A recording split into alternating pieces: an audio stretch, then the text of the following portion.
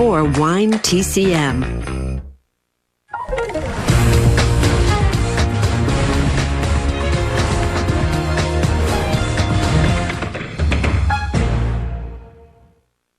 Hi there, I'm Ben Mankiewicz. Welcome to TCM, where we're gearing up for next week's premiere of the new Wonka movie from Warner Brothers. Stars Timothée Chalamet, hits theaters December 15th. Wonka was inspired by the character at the center of the classic 1964 children's novel, Charlie and the Chocolate Factory, written by Roald Dahl. The new movie is a prequel to the novel, giving us the origin story of the young dreamer and inventor Willy Wonka before becoming the world's most eccentric chocolatier. If you're not familiar with the original novel, it's a story of a poor young boy named Charlie Bucket, whose fortunes change when he wins a highly publicized contest. 5 golden tickets are randomly placed in chocolate bars from the Willy Wonka Candy Company, and the 5 people who find that golden ticket get to visit Wonka's mysterious factory and receive a lifetime supply of chocolate. For young Charlie, the adventure gives him a chance to connect with his grandfather, Grandpa Joe, who joins him on his trip to the factory. In honor of their bond, tonight on TCM, we are saluting grandfathers in the movies.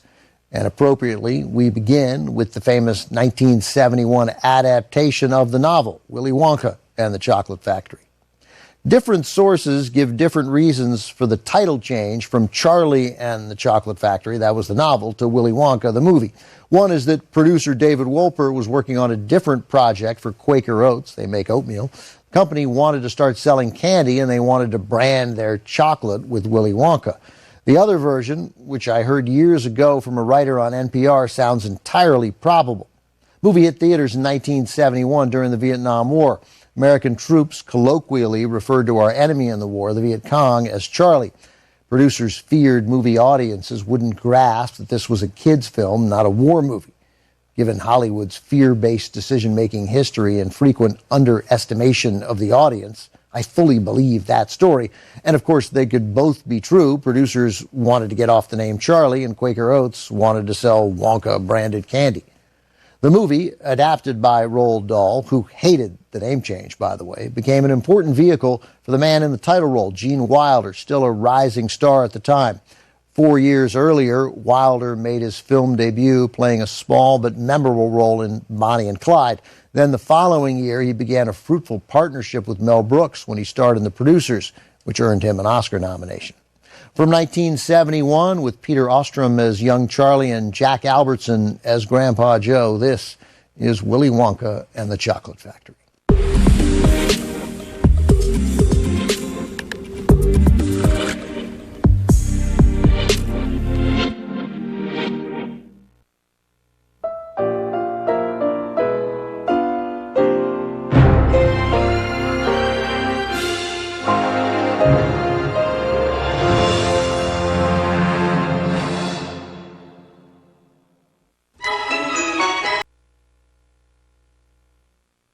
Willy Wonka and the Chocolate Factory received mixed reviews from critics when it premiered in 1971.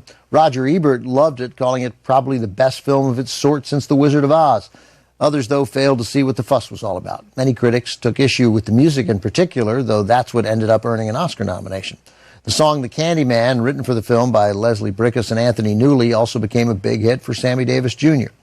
Regardless of the critical response, Willy Wonka has endured for decades with audiences, and its popularity has inspired other adaptations. In 2005, director Tim Burton took his turn with the material, keeping the book's title, Charlie and the Chocolate Factory, in a version starring Johnny Depp as Willy Wonka. And next weekend, from Warner Brothers, a prequel comes to theaters. It's called Wonka, with Timothée Chalamet in the title role, also stars Hugh Grant. Coming up from MGM in 1939, Lionel Barrymore stars as a grandpa looking out for his grandson. On Borrowed Time is next on TCM. Next on TCM, On Borrowed Time. Then Max Dugan returns, and later, Little Lord Fauntleroy. TCM strikes it rich tonight. The